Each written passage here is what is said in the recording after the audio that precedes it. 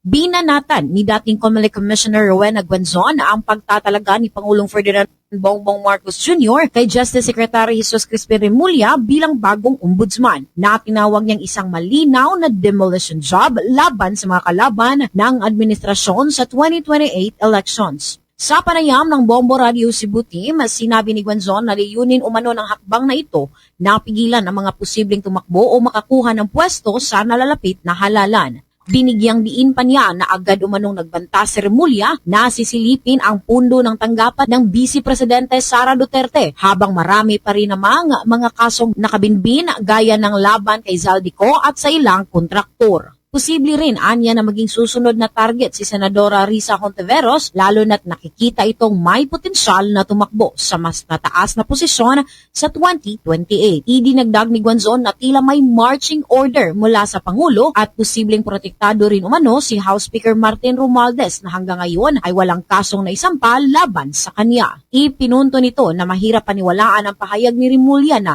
there will be no sacred cows, no exemptions and no excuses.